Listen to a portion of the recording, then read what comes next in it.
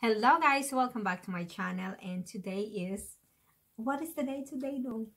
Today is a great day. Yeah, today is a great day. It's a wonderful day. It's Yeah, a fantastic Yes, day. it is. So anyway, I'm gonna be having my lunch, and ito siya. My husband bought this yesterday. What? It's sushi! May sound effect pa.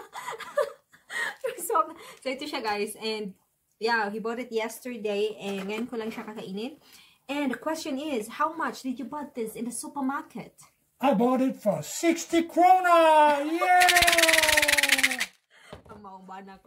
Kasi guys, sobrang energetic niya today. It's because he has been sleeping for like 10 hours. So yeah, daming energy niya.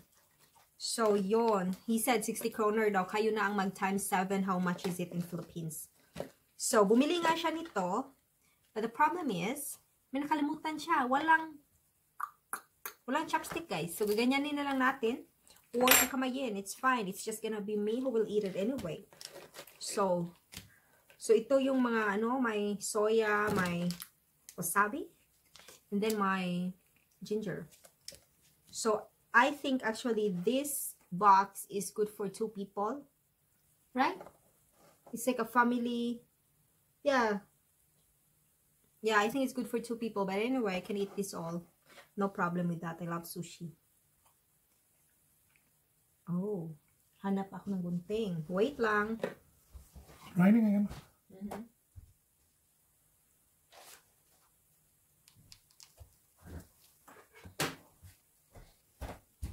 So this is my lunch at hindi kami nag-breakfast. So this is also my breakfast. I'm so afraid it's gonna splatter to my dress ba? I don't think it's...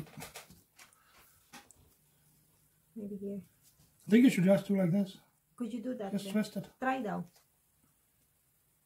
Oh, see, good. It's splatter on you, not on my white dress. See, it's so hard to... Yeah. Yep.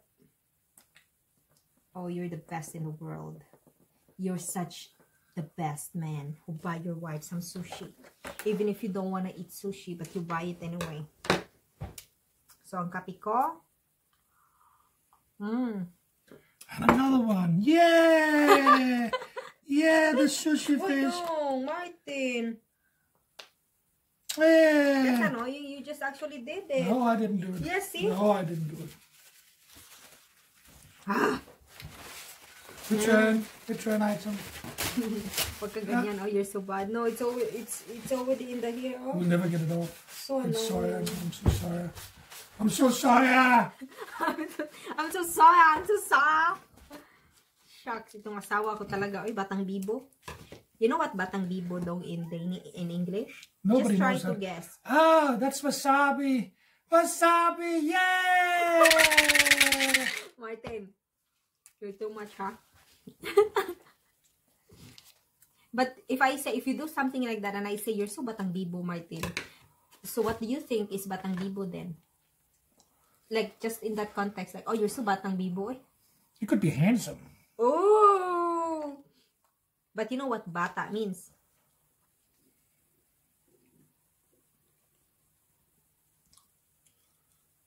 Bata, tiguang. Bata, tiguang. You don't know? My gosh. Bata is low. No, bata is a kid. Tiguang is an adult. Okay. And now I'm gonna mix it. Nice. And bibo means very like, nice handgesture, so I could figure out that was what it was of mean. course. Okay. So bibo dong, it means you're very lively. You know, like energetic. So that's why if we see kid like the batang bibo, like, oh, so much energy. So that's what I'm telling you now. You're such a batang bibo. Batang bibo because you're acting like a child. With yeah! Like that.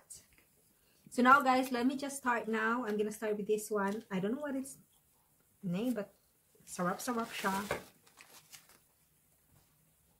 Bro, I don't think I can finish it all actually. Maybe I can have it some. We both know you can finish it. Yeah, enjoy eating.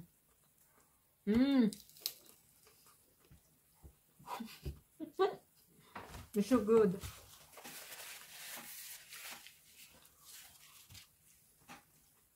Kumain ko na lang guys.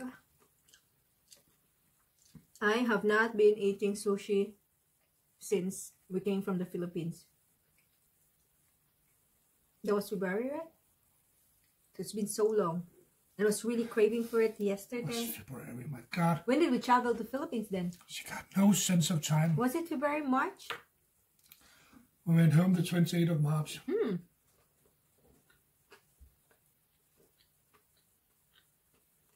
Sarap niya.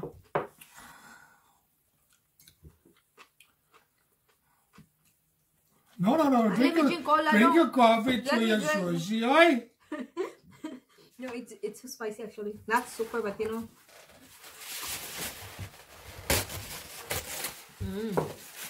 Sarap niya guys.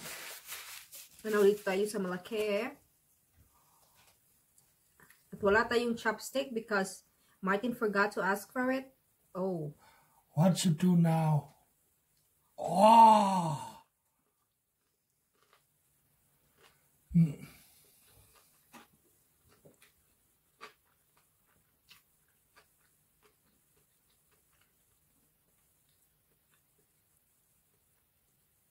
Don't you want to Don't try talk with food in your mouth. It's unpolite. Shut up. Or don't you want to try? No, I don't want to try.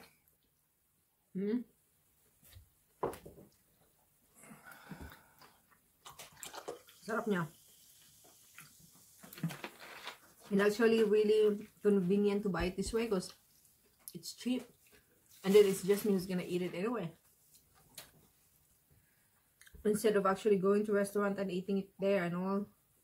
You pay more and ako lang mag-enjoy because it's just me who eat it.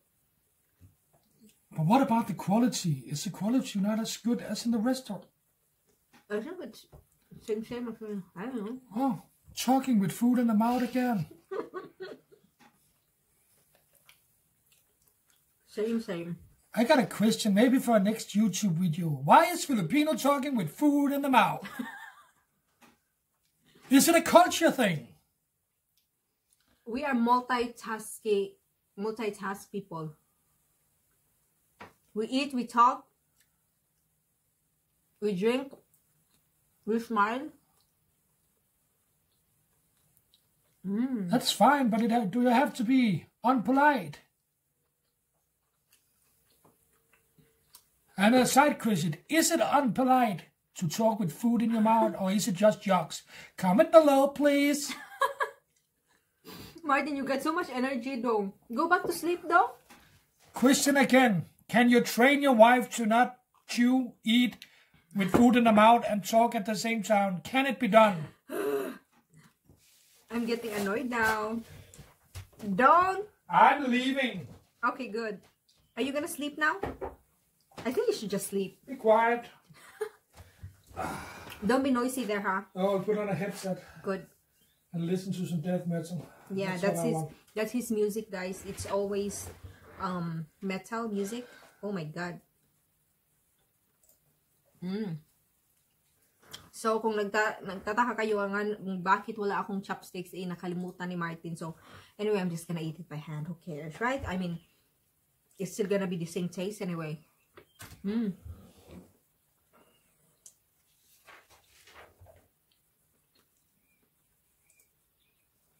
Sarap niya.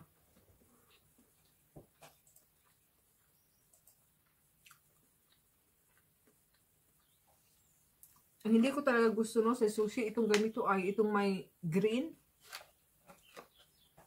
Ewan ko anong pangalan, but it's like I really don't like this. This one, I really don't like. So, pinakahuli ko yung kinakain pag wala na talaga. Pero ito is just fine, but the one with the green, ayoko talaga niya. I don't know why.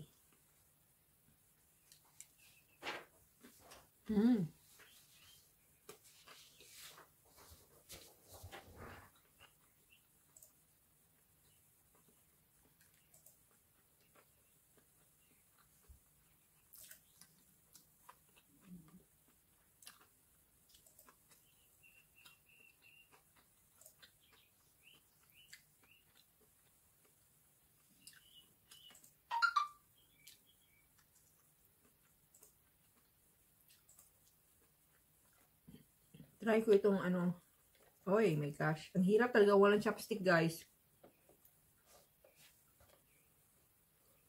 So, try natin to. So yummy. Mmm.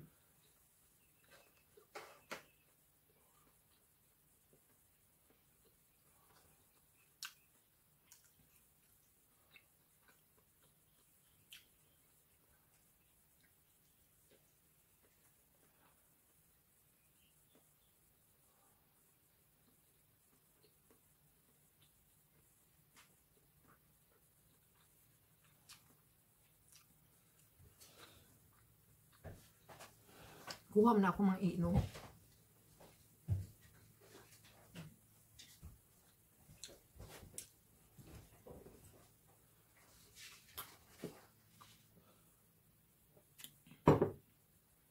Sarap. Ang sarap niya.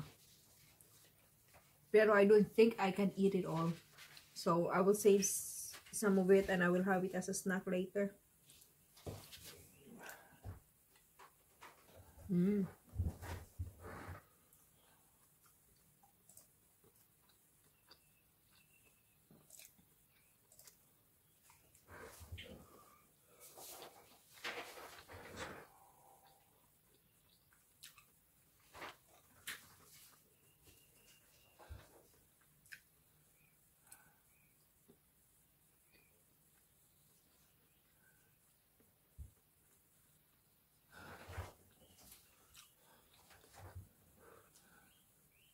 Yeah.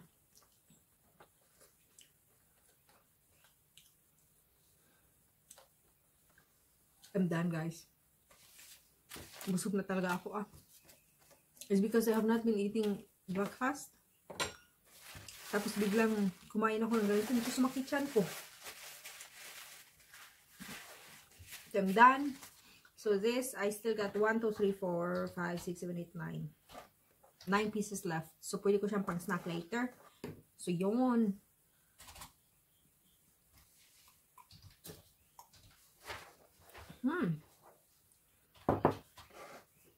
Tapos, itch. Yung coffee ko. Sarap talaga ng kape. Pag kape, guys, no, I think, parang pag nasa work ako, and because I'm taking this, pag nasa work ako, nakapag 3 to 4 cups of coffee ako a day. I think that's too much, pero I had to do it, especially this summer. Kasi pag summer nga, may allergy ako, grass allergy, or ano bang, basta nag-sneeze ako always, so I have to take allergy pill, and it's called Benadryl, and yung side effect niya sa akin is, every time I'm taking it, sobrang napapagod talaga ako, na sobrang, parang you're so sleepy, yung gano'n, na parang pag andito talaga ako sa bahay, pag iniinom ko, tulog ako. Like yesterday, when I took it, after just 30 minutes, I fall asleep. And then I woke up after 5 hours. So, yun. And then, so pag nasa work ako, and I had to take it, paglaban ko yung kape talaga. So, I had to drink coffee so much. And I think it fucked up my body somehow. Because it's like, it's confused. Like, it wanna sleep, but it wanna be awake. That kind of feeling. So, pagdating ko dito sa bahay, sobrang exhausted talaga ako. Yun yung problema ko pag summer dito. Sa Denmark, I love summer. I love walking on the woods kasi nga, siya lighted because of the sun and warm and all that. Pero the problem will always be yung allergy ko talaga, grabe. Yung sneeze ko, tapos sakit yung throat ko, and yung mata ko, ang kate, ganyan. So, no choice talaga. Pag summer, ay nagiinom ako ng Benadryl. Oh.